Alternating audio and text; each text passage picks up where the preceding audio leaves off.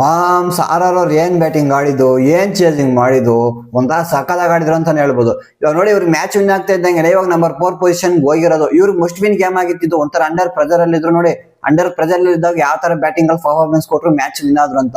ಇವಾಗ top 4 entry ಕೊಟ್ಟಿದ್ದಾರೆ. ಇವ್ರು ಏನಾದ್ರು ನೆಕ್ಸ್ಟ್ ಆಡೋ ನೆಕ್ಸ್ಟ್ ಮ್ಯಾಚ್ ವಿನ್ ಹಾಕಬಿಟ್ರೆ ಇವರು 100% ಕ್ವಾಲಿಫೈ ಆಗ್ಬಿಡ್ತಾರೆ. ಬೇರೆ ಟೀಮ್ಸ್ ಮೇಲೆ ಡಿಪೆಂಡೆನ್ಸಿ ಅನ್ನೋದು ಏನು ಬರಲ್ಲ. ಬಟ್ ಏನಾದ್ರು ಇವ್ರು ನೆಕ್ಸ್ಟ್ ಮ್ಯಾಚ್ ಏನಾದ್ರು ಸೋತ್ರೆ ಅದಾದ್ಮೇಲೆ ಪಂಜಾಬ್ ಏನಾದ್ರು ವಿನ್ ಆಗ್ಬಿಟ್ರೆ ಪಂಜಾಬ್ ಡೈರೆಕ್ಟ್ ಕ್ವಾಲಿಫೈ ಆಗೋ ಚಾನ್ಸಸ್ ಜಾಸ್ತಿ ಇರುತ್ತೆ. ಆದ್ರಿಂದ ಇವ್ರಿಗೆ ಆರ್ಆರ್ಗೆ ನೆಕ್ಸ್ಟ್ ಮ್ಯಾಚ್ ಒಂಥರ ಮಸ್ಟ್ ವಿನ್ ಗೇಮ್ ಅಂತಾನೆ ಹೇಳ್ಬೋದು. ಒಂದ್ ವೇಳೆ ನೋಡಿ ಆರ್ ಸೋತು ಪಂಜಾಬ್ ಸೋಲ್ತಂದ್ರೆ ಅವಾಗ ನೆಕ್ಸ್ಟ್ ಕೆಳಗಡೆ ಇರ್ತಾರಲ್ವ CSK KKR ಅವ್ರಿಗೊಂಥರ ಅವ್ರ ಪ್ಲೇಗ್ ಬಂದ್ಬಿಡ್ತಾರೆ ಕ್ವಾಲಿಫೈಗೆ. ಆದ್ರಿಂದ ನೆಕ್ಸ್ಟ್ ಮ್ಯಾಚ್ ವಿನ್ ಹಾಕಿದ್ರೆ ಕ್ವಾಲಿಫೈ ಆಗ್ತಾರೆ. ನೋಡಿ ಇವ್ರು LSG ಅವರು ಟಾರ್ಗೆಟ್ ಕೊಡೋದು 220. ಪರವಾಗಿಲ್ಲ, ಒಂದ್ ರೇಂಜ್ ಒಂಥರ ಯೂಸ್ ಸ್ಕೋರ್ ಅಂತ ಹೇಳ್ಬೋದು. ಬಟ್ ಇವ್ರ ಬ್ಯಾಟಿಂಗ್ ಆಡ್ತಾ ಇದ್ದ ರೀತಿ ನೋಡಿದಾಗ ಸ್ಟಾರ್ಟಿಂಗ್ ಅಲ್ಲಿ ಸಕಾದಾಗ ಆಡಿದ್ರು. ಮಿಚೆಲ್ ಮಾರ್ಷು ಇವರೆಲ್ಲ ಈ ಜಾಸ್ತಿ ಇಂಗ್ಲಿಷ್ ಎಲ್ಲ ಸಗದಾಗ ಆಡಿದ್ರಲ್ವಾ, ಅವ್ರು ಆಡ್ತಾ ಇದ್ದ ರೀತಿ ನೋಡ್ಬಿಟ್ಟು ನಾನೆಲ್ಲ ಒಂದು 240 250 ಹೋಗ್ತಾ ಅನ್ಕೊಂಡೆ. ಬಟ್ ಹೋಗ್ಬೋದಾಯ್ತು. ಲಾಸ್ಟ್ ಅಲ್ಲಿ ಹೊಡಿಯಕ್ ಆಗಲ್ಲ. ಇವರು ಮಿಚೆಲ್ ಮಾರ್ಚ್ ಇರ್ತಾರೆ.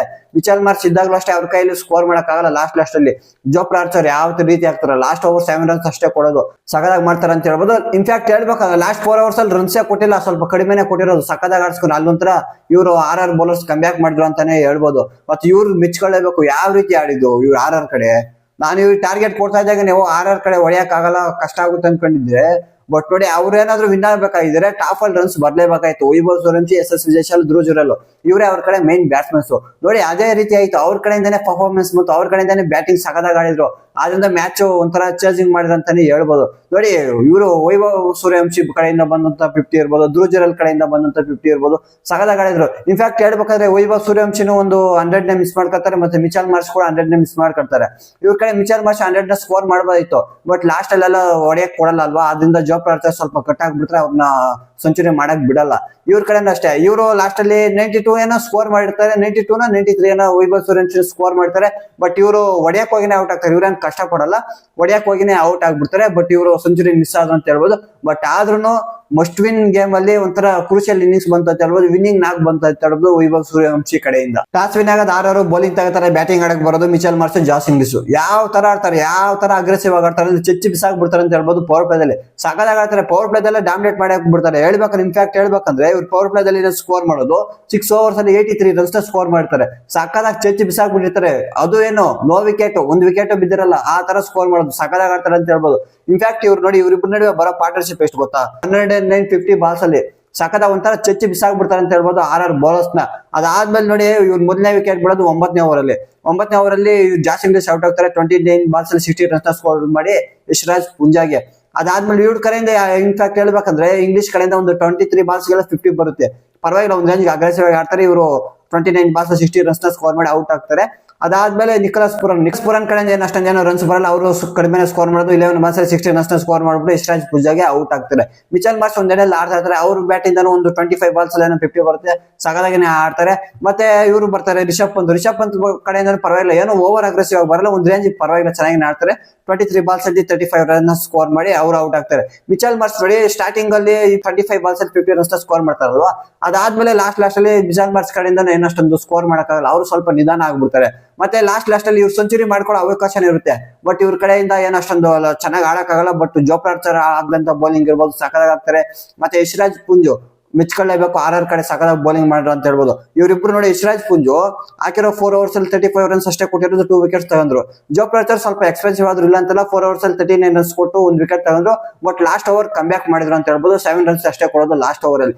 ಇವರು ಮಿಚೆಲ್ ಮಾರ್ಷ್ 57 ಬಾಲ್ಸ್ ಅಲ್ಲಿ 96 ರನ್ಸ್ ನ ಸ್ಕೋರ್ ಮಾಡಿ ಲಾಸ್ಟ್ ಅಲ್ಲಿ ರನ್ಔಟ್ ಆಗ್ಬಿಡ್ತಾರೆ. ಇವ್ರು ರನ್ಔಟ್ ಆಗ್ತಾ ಇದ್ದಾಗ ಇವರೆಲ್ಲ ಸ್ಕೋರ್ ಮಾಡೋದು ಟೋಟಲ್ 220 ನ ಸ್ಕೋರ್ ಮಾಡ್ತಾರೆ. 221 ನ ಟಾರ್ಗೆಟ್ ಕೊಡ್ತಾರೆ. ಇದೊಂಥರ ಯೂ ಸ್ಕೋರ್ ಅಂತ ಹೇಳ್ಬೋದು ಈ ಗ್ರೌಂಡ್ ಅಲ್ಲಿ. ಬಟ್ ಆದ್ರೂ ಇವರು LSG ಅವರು ಒಂಥರ ಫುಲ್ ಕಾನ್ಫಿಡೆಂಟ್ ಅಲ್ಲಿ ಇರ್ತಾರೆ. ಈಸಿಲಿ ಒಂಥರ ಡಿಫೆಂಡ್ ಮಾಡ್ಕೋಬಹುದು ಅಂತ. ಬಟ್ ನೋಡಿ ಗೆ ಒಂಥರ ಮಸ್ಟ್ ವಿನ್ ಗೇಮ್ ಇತ್ತು. ಅಂಡರ್ ಪ್ರೆಜರ್ ಅಲ್ಲಿ ಇದ್ರು. ಆದ್ರೂ ನೋಡಿ ಈ ಟಾರ್ಗೆಟ್ ನೇ ಚೇಂಜ್ ಮಾಡಿದ್ರಲ್ಲ, ಅದಕ್ಕೆ ಮೆಚ್ಕೊಳ್ಳೇಬೇಕು. ಇದನ್ನ ಚೇಂಜ್ ಮಾಡೋಣ ಅಂತ ಬರ್ತಾರೆ ಆರ್ ಕಡೆ ಬರೋದು ವೈಭವ್ ಸೂರ್ಯವಂಶಿ ಮತ್ತೆ SSV ಜೈಸ್ವಾಲ್. ಯಾವ ರೀತಿ ಇವ್ರು ಆಡೋದು ಸಕದಾಗ ಆಡ್ತಾರೆ ಅಂತ ಹೇಳ್ಬೋದು. ಒಂಥರ ಸ್ಟಾರ್ಟ್ ಬೆಂಕಿ ಹಾಕ್ಬಿಡ್ತಾರೆ. ಒಂದಕ್ಕೆ ನೋಡಿ ಇವತ್ತು ಆಕ್ಚುಲಿ SSV ಜೈಸ್ವಾಲ್ ಒಂಥರ ಸಖತ್ ಅಗ್ರೆಸಿವ್ ಆಗಿ ಆಡ್ತಾರೆ. ಇನ್ನೊಂದ್ ಎಣ್ಣೆಯಲ್ಲಿ ವೈಭವ್ ಸೂರ್ಯವಂಶಿ ಅಷ್ಟೊಂದು ನಿಧಾನಕ್ಕೆ ಆಡ್ತಾರೆ.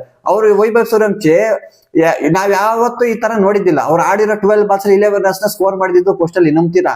ಅವರೆಲ್ಲ ಯಾವ ತರ ಇರ್ತಾ ಇದ್ರು ಅಂದ್ರೆ ಆಡಿದ್ರೆ 5 ಬಾಲ್ಸ್ ಆಡಿದ್ರೆ 15 ರನ್ಸ್ 20 ರನ್ಸ್ ಆ ರೇಂಜ್ ಇರ್ತಾ ಇದ್ರು.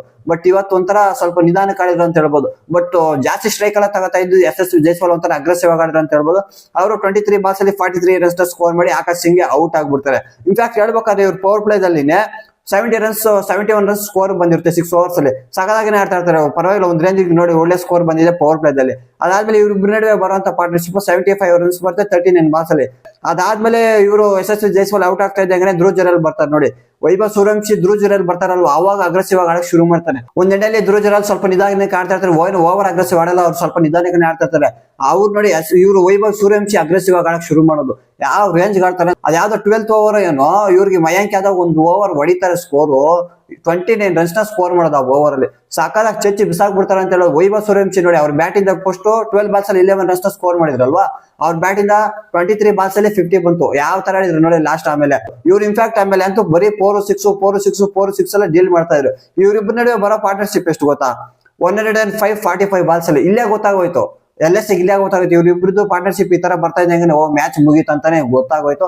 ವೈಭವ್ ಸೂರ್ಯವಂಶಿ 100 ಮಾಡ್ಕೊಳ್ಳೋ ಚಾನ್ಸ್ ಇತ್ತು, ಬಟ್ ಅವರು ಹೊಡಿಯಕ್ ಹೋಗಿ ಔಟ್ ಆಗ್ಬಿಡ್ತಾರೆ. 38 ಬಾಲ್ಸ್ ಅಲ್ಲಿ 93 ರನ್ಸ್ ನ ಸ್ಕೋರ್ ಮಾಡಿ ಮೋಷಿನ್ ಖಾನ್ ಔಟ್ ಆಗ್ಬಿಡ್ತಾರೆ ನೋಡಿ. ಇನ್ಫ್ಯಾಕ್ಟ್ ಹೇಳ್ಬೇಕಂದ್ರೆ ಇವ್ರ ಕಡೆ ಮೋಷಿನ್ ಖಾನ್ ಸಖತ್ತಾಗಿ ಮಾಡಿದ್ದಾರೆ. ಮೋಷಿನ್ ಖಾನ್ ಹಾಕಿರೋ 4 ಓವರ್ಸ್ ಅಲ್ಲಿ 31 ರನ್ಸ್ ನ ಕೊಟ್ಟು 1 ವಿಕೆಟ್ ತಗೊಂಡಿದ್ದಾರೆ. ಇವ್ರೊಬ್ಬರೇ ಎಕನಾಮಿಕ್ ಗೋಲ್ ಮಾಡಿರೋದು, ಇನ್ನೆಲ್ಲ ಎಕ್ಸ್ಪೆನ್ಸಿವ್ ಆಗಿದ್ದಾರೆ ಅಂತ ಹೇಳ್ಬೋದು ಅವ್ರ ಕಡೆ. ಮತ್ತೆ ಇವರು ವೈಭವ್ ಸೂರ್ಯವಂಶಿ ಔಟ್ ಆಗ್ತಾ ಇದ್ದಂಗೆ ಈಕ್ವೇಷನ್ ಯಾವ ತರ ಇತ್ತು ಗೊತ್ತಾ, 36 ಬಾಲ್ಸ್ ಅಲ್ಲಿ 41 ರನ್ಸ್ ಸ್ಕೋರ್ ಮಾಡಬೇಕಾಯ್ತು. ಇನ್ನೇನು ಬಾಲ್ ಒಂದೊಂದು ಹೊಡ್ಕೊಂಡ್ರು ವಿನ್ ಆಗ್ಬಿಡ್ತಾ ಇದ್ರು. ಆ ರೇಂಜ್ಗೆ ಒಂಥರ ಬ್ಯಾಟಿಂಗ್ ಆಡ್ಬಿಟ್ಟು ವೈಭವ್ ಸೂರ್ಯವಂಶಿ ಇವ್ರು ಈಸಿ ಮಾಡ್ಕೊಟ್ರು ಅಂತ ಹೇಳ್ಬೋದು. ಲಾಸ್ಟ್ ಅಲ್ಲಿ ಧ್ರುವ್ ಜುರೇಲ್ ಲಾಸ್ಟ್ ತನಕ ಇದ್ರು, ಅವ್ರ ಕಡೆಯಿಂದ ಒಂದು 50 ಮಾಡ್ಕೊಂಡ್ರು. 38 ಬಾಲ್ಸ್ ಅಲ್ಲಿ 53 ರನ್ಸ್ ನ ಸ್ಕೋರ್ ಮಾಡ್ಕೊಂಡ್ರು. ಮತ್ತೆ ಡೊನಾಲ್ಡ್ ಫೆರಾರಿಯಾ ಬಂದು ಲಾಸ್ಟ್ ಅಲ್ಲಿ 10 ಬಾಲ್ಸ್ ಅಲ್ಲಿ 16 ರನ್ಸ್ ನ ಸ್ಕೋರ್ ಮಾಡ್ಕೊಂಡು ಧ್ರುವ್ ಜುರೇಲ್ ಫೆರಾರಿಯಾ ಮ್ಯಾಚ್ ನ ಫಿನಿಶ್ ಮಾಡ್ಕೊಟ್ರು. ಅಂಡರ್ ಪ್ರೆಜರ್ ಅಲ್ಲಿ ಇದ್ದು ಆರ್ ಮಸ್ಟ್ ವಿನ್ ಗೇಮ್ ಆಗಿತ್ತು, ವಿನ್ ಆಗ್ಲೇಬೇಕಾಯ್ತು. ಇದು ಒಂಥರ ಏನಾದ್ರು ಅಂಡರ್ ಪ್ರೆಜರ್ ಅಲ್ಲಿ ಇದ್ರಲ್ವಾ, ಏನಾದ್ರು ಪ್ರೆಜರ್ ತಗೊಂಡು ಮ್ಯಾಚ್ ನ ಚೇಂಜ್ ಮಾಡಕ್ ಆಗಲ್ಲ ಅನ್ಕೊಂಡಿದ್ವಿ. ಬಟ್ ಟಾಪ್ ಆಲ್ ರನ್ಸ್ ಬಂತಲ್ವಾ ಇವತ್ತು ನೋಡಿ. ವೈಭವ್ ಸೂರ್ಯವಂಶಿ ಸ್ಟಾರ್ಟಿಂಗ್ ಲೀಗ್ಸ್ ಹೊಡೆಯಕ್ ಹೋಗಿಲ್ಲ, ಸ್ವಲ್ಪ ನೋಡ್ಕೊಂಡು ನಿಧಾನ ಕಾಡ್ಕೊಂಡು ನೆಕ್ಸ್ಟ್ ಒಂಥರ ಅಗ್ರೆಸಿವ್ ಆಗಿ ಆಡಿದ್ರು. ಅವ್ರ ಇನ್ನಿಂಗ್ಸ್ ಒಂಥರ ಕ್ರೂಷಲ್ ಆಯ್ತು ಅಂತ ಹೇಳ್ಬೋದು ಆರ್ ವಿನ್ ಆಗಕ್ಕೆ. ಸಗದಾಗ ಆಡಿದ್ರು ನೋಡಿ. ಇವಾಗ ಅವರು ವಿನ್ ಆಗ್ತಾ ಇದ್ದಾಗ ಟಾಪ್ 4 ಎಂಟ್ರಿ ಕೊಟ್ಟಿದ್ದಾರೆ. ನೆಕ್ಸ್ಟ್ ಮ್ಯಾಚ್ ಏನಾದ್ರು ಹಂಗೆ ಅದೇ ತರ ವಿನ್ ಆಗ್ಬಿಟ್ರೆ ಈಸಿಲಿ ಅವ್ರು ಕ್ವಾಲಿಫೈ ಆಗ್ಬಿಡ್ತಾರೆ. ನೆಕ್ಸ್ಟ್ ಮ್ಯಾಚ್ ಏನಾದ್ರು ಒಂದ್ ವೇಳೆ ಸೋತ್ರೆ ಅವಾಗ PPK ಸೋತಾಗ ಬೇರೆ ಟೀಮ್ಸ್ 7 ಮ್ಯಾಚ್ ಆ ತರ ಈಕ್ವೇಷನ್ ಬರುತ್ತೆ. ಬಟ್ ನೋಡೋಣ ಯಾವ ತರ ಆಗುತ್ತೆ ಅಂತ. LS ಇವರು ಬ್ಯಾಟಿಂಗ್ ಅಲ್ಲೂ ಸಗದಾಗ ಆಡಿದ್ರು, ಬೌಲಿಂಗ್ ಅಲ್ಲೂ ಪರವಾಗಿಲ್ಲ ಒಂದ್ ರೇಂಜ್ ಚೆನ್ನಾಗಿನೇ ಮಾಡಿದ್ರು, ಏನು ಅಷ್ಟೊಂದೇನು ವರ್ಸ್ಟ್ ಆಗಿ ಮಾಡಿಲ್ಲ ಅಂತ. ಬಟ್ ಇವ್ರು ಒಳ್ಳೆ ಬ್ಯಾಟಿಂಗ್ ಆಡಿದ್ರು ಅಂತ ಹೇಳ್ಬೋದು ಆರ್ಗೂ. ಇದು ಇವತ್ತಿನ ಮ್ಯಾಚ್ ರಿವ್ಯೂ ಆಗಿತ್ತು. ವಿಡಿಯೋ ಇಷ್ಟ ಆಗಿದೆ ಅನ್ಕೋತೀನಿ. ವಿಡಿಯೋ ಇಷ್ಟ ಆಗಿರೋ ಲೈಕ್ ಮಾಡಿ, ಶೇರ್ ಮಾಡಿ, ಸಬ್ಸ್ಕ್ರೈಬ್ ಮಾಡ್ಕೊಳ್ಳಿ ಅಂತ ಹೇಳ್ತಾ ಮತ್ತೆ ಸಿಗೋಣ ಮುಂದಿನ ವಿಡಿಯೋದಲ್ಲಿ. ಅಲ್ಲಿ ತನಕ ಇವಾಗ ಅಷ್ಟೇ, ಕೇರ್, ಬಾಬಾ.